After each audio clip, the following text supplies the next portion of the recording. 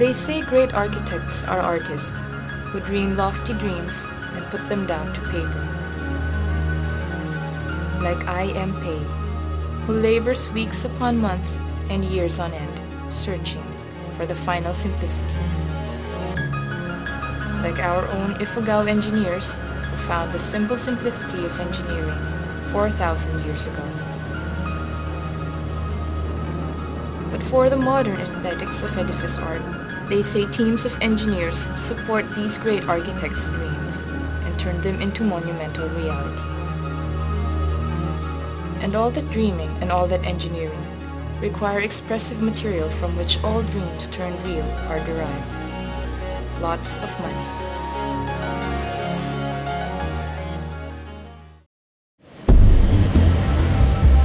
But as reality would have it, right in the heart of architecturally splendid San Francisco, one man has proven us wrong on all counts, on what we believe to be true.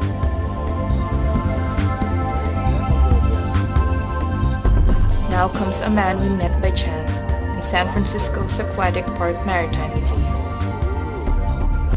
This artist turns reality into dreams, and dreams into reality. He is an architect, engineer, artist, an unlikely man who is neither of Anglo nor Germanic or Egyptian roots, but a splendid artist, born of an Indonesian father and Filipino mother. Bill builds dreams with broken basement rocks and nothing else. Meet Mr. Bill Dan, performing artist. To perform his art, Bill needs no money nor tools or costume, but good time of day. Bill's only antagonists in his art are the wind and the quiver of the earth. What? If those powerful natural forces left him alone to his whims and designs, with only the constant and reliable forces of gravity, then Bill Dan's art, architecture, and phenomenal engineering would last forever. We met Bill Dan completely by chance on a crisp and early spring morning. On such mornings at San Francisco's Maritime Museum and Aquatic Park, the locals always arrive first on the scene, not in droves, but in steady streams of singles and pairs and small groups. They walk or run or bicycle and skate into the park, all hungry for the sights and sounds of lapping water and the rowdy frolic of seagulls. Some come to fish and play at the beach. Some come to swim in the deadly cold bay in the shadow of the Alcatraz. Others come to watch those who defy sanity by swimming.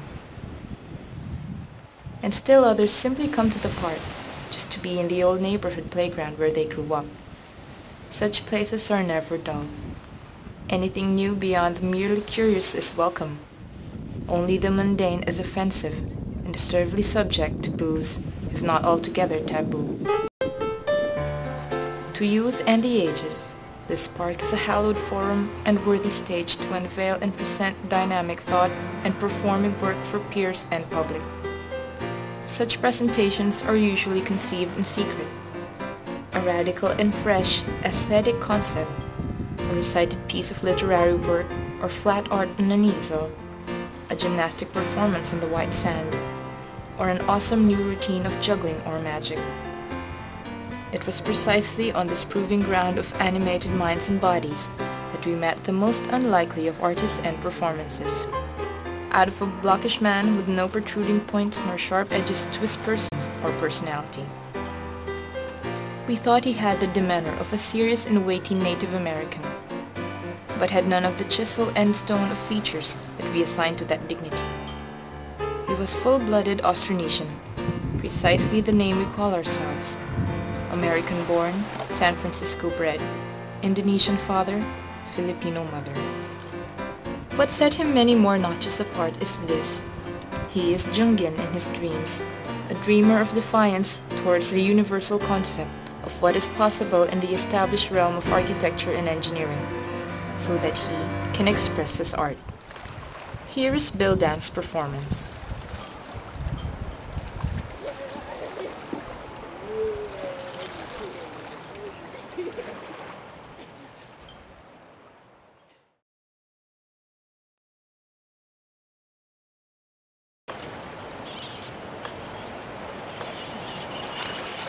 Focus on Bill's work in progress.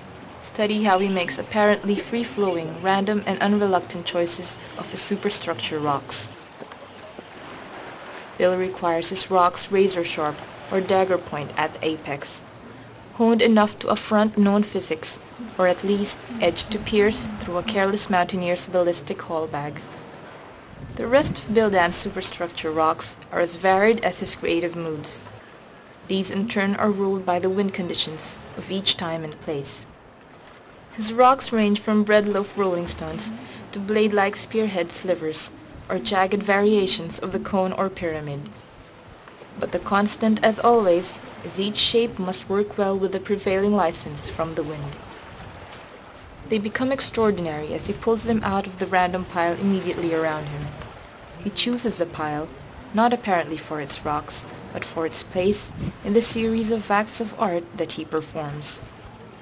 And yet he picks them, these piercing, pointed, and huge shards of broken granite, as if to jar us alert and keep us attuned to our innate acuteness of mortal and wounding danger.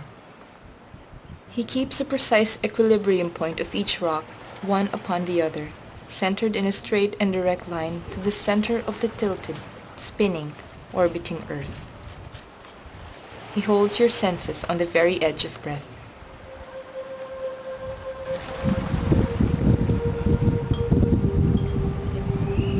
The wind is holding constant, a good sign. Constance, constance.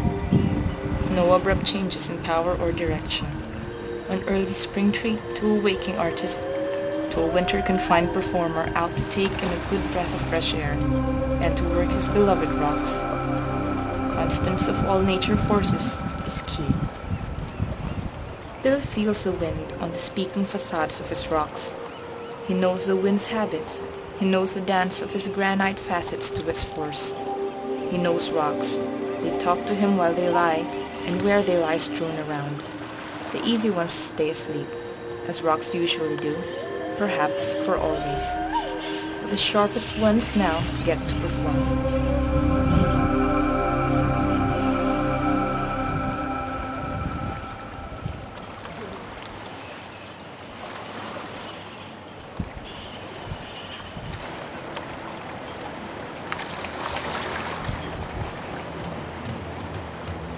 Always keep an eye on this gentleman's hair.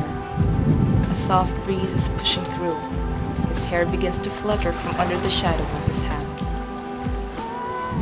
Bill must now make the minute adjustments on the crown of this particular installation. Feel the magic placement in his hands and neck and head, in the fluids of his inner ear, in the seat of his art, in the heart of his balance. Look at the movement of the water in the background. It was glassy and still, but now we see ripples from a greening breeze. We are again breathless, demanding to know why the overbearing questions must be answered.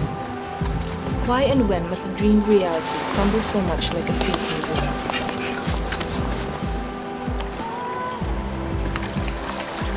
Each performance is all in Bill Dan's mind. Bill enthralls us by shocking us into incredulity. He succeeds by piercing into our long-held core the realm of the true. Without a word, and for the moment, we agree to discard all that is common sense in earthly possibilities. Bill Dan leads us as we physically step into the realm of the final simplicity. It is the evasiveness and loss of the final simplicity we mourn when his work crumbles. Yet we walk away feeling that in watching and being with Bill Dan, we together insulted the mundane to extract the art.